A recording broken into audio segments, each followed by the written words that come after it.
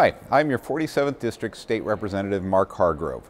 Thank you for trusting me to serve the many communities in our district, which includes Auburn, Kent, Renton, Covington, Black Diamond, and Ravensdale. Thank you for watching today. Over the past week and a half, the House and Senate have been incredibly busy, working late into the night several days. In the House, we passed 351 bills, one of which was my Innovation Schools bill, House Bill 1546. After a lot of work and strong bipartisan effort, my first piece of legislation passed the House on Monday, March 7th by a vote of 94-2. It was the second to last bill to make it out of the House before the 5 p.m. deadline. House Bill 1546 would allow local school districts more freedom to create innovation schools to better address the achievement gap, underperforming schools, and enhance student learning opportunities. I believe the folks closest to the ground in education know what will work best in the classroom for their students. This bill was a great start for me to improve my skills in the legislative process and work toward a good compromise. I honestly think this experience has made me a better legislator for the 47th District. It was a great effort, and I am very appreciative to the many legislators on both sides of the aisle for their help, some at the last second. My bill is now headed to the Senate for more public hearings and hopefully a positive vote.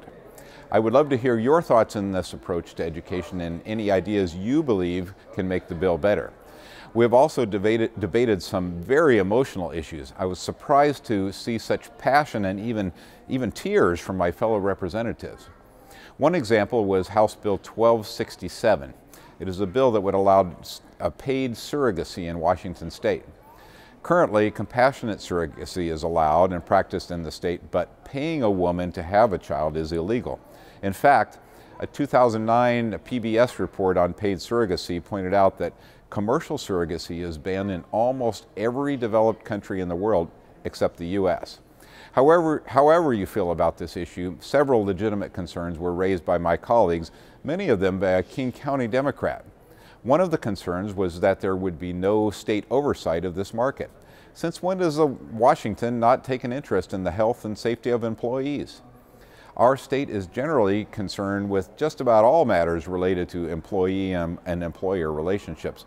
However, under this bill, a woman would only be entitled to have a legal contract with the couple purchasing the surrogacy service. What is included in the contract is left up to the couple and the surrogate. That raises the questions. What amount of pay is enough for such a serious commitment? What are the parameters around the health and welfare of the mother and baby? To some, that may not sound like a big deal, but I am concerned the bill could lead to a situation where low-income women in the state could be exploited by wealthy couples. A woman making a choice of this magnitude simply for money today may be doing something that will be harmful to her later. I believe in personal freedoms, but we need to be very careful with such a sensitive issue of human life, both the mother's and the child's. In the end, the majority party ruled the day and the bill passed, but I have to commend my Democrat colleague in the 30th District for his courage to stand by his principles in opposition to most of his caucus. Finally, I am really enjoying getting to know other legislators. Our legislature is what is called a citizen legislature. That means we work here in Olympia only part of the year. This year it is for 105 days beginning January 10th.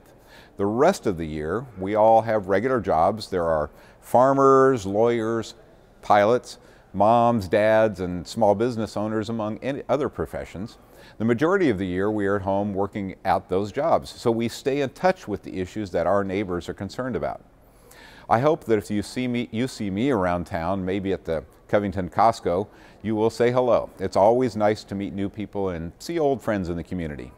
My door is always open to you, and I am happy to assist constituents with finding information and working with state agencies. Please feel free to contact my legislative office anytime.